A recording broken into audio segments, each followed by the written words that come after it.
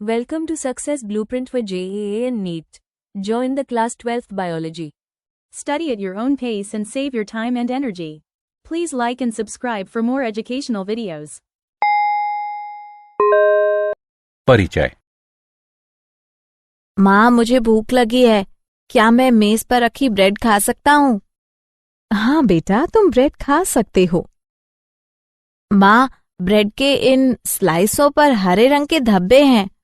अरे बेटा, इस ब्रेड को मत खाना, यह अस्वास्थ्यकर है। यह ब्रेड अस्वास्थ्यकर क्यों है और ये हरे रंग के धब्बे क्या हैं माँ?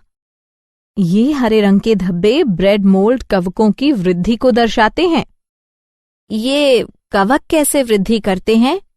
ये कवक जनन की विभिन्न विधियों के माध्यम से ब्रेड पर कॉलोनियां बनाते हैं। माँ, मैं इसके बारे में और अधिक जानना चाहता हूँ। ठीक है, मैं तुम्हें बताती हूँ। उद्देश्य।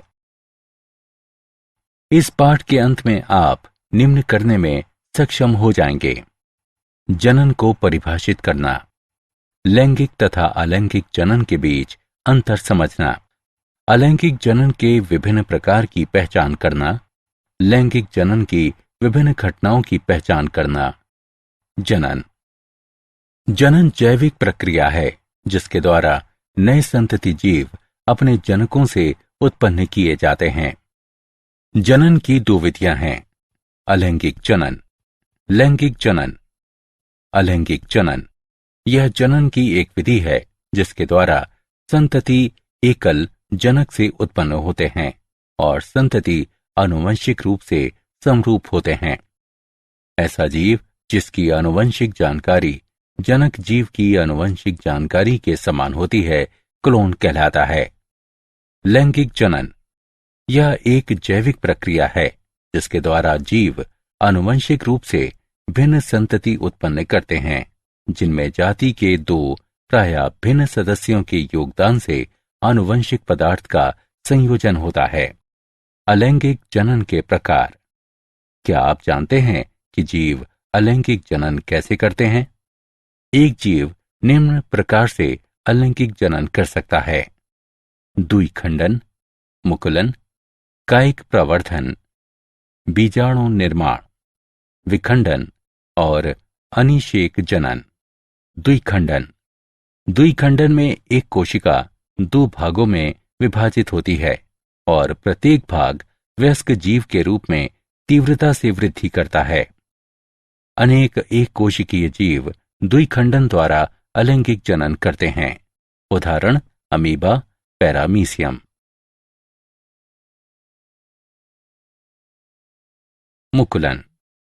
मुकुलन की प्रक्रिया में जनक कोशिका द्वारा छोटी कलिकाएं उत्पन्न की जाती हैं जो प्रारंभ में जनक कोशिका से जुड़ी रहती हैं और अंततः पृथक होकर नए जीव में परिपक्व होती हैं।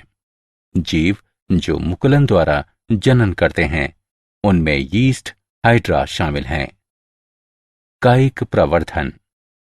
कायिक जनन एक प्रकार का अलैंगिक जनन है जो उन पौधों में पाया जाता है जहां नए व्यष्टि विद्यमान पौधे की कायिक प्रवर्ध कहलाने वाली संरचनाओं से बनते हैं।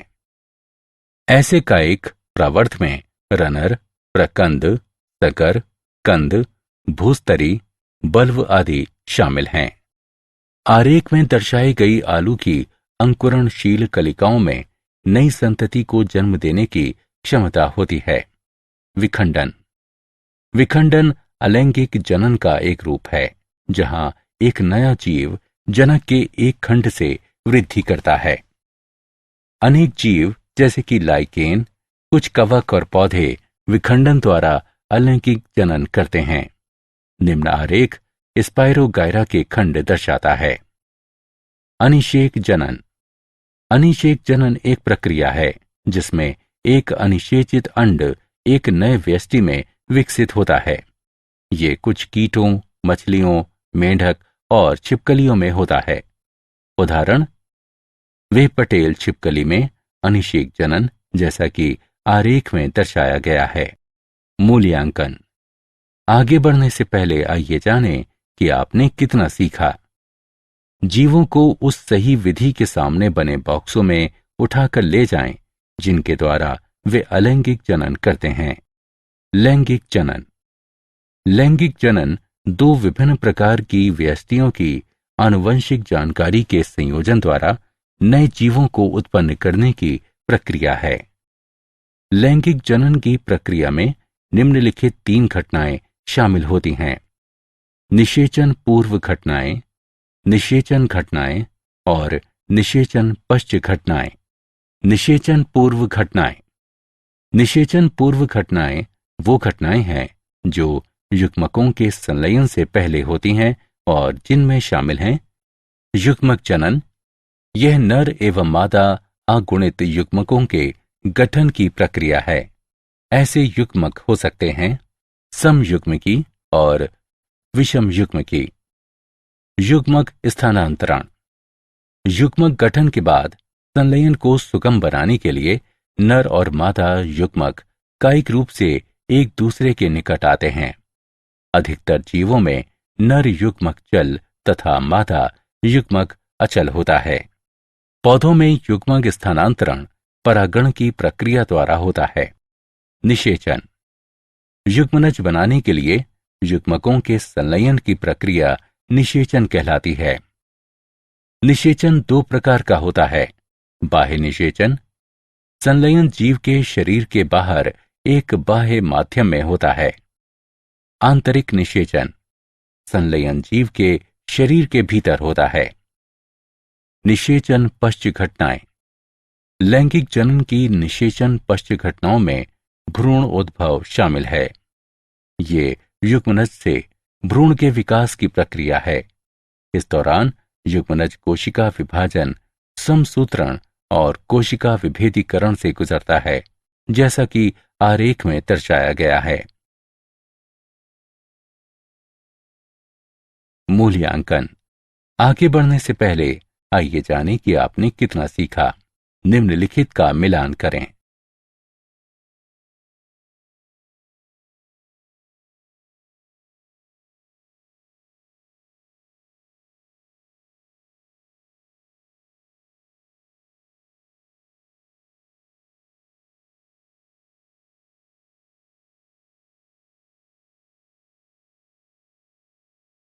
क्या आप जानते हैं एराबिडोप्सिस थालियाना एक छोटा पुष्पीय सरसों का पौधा है जो अलैंगिक जनन नहीं करता है।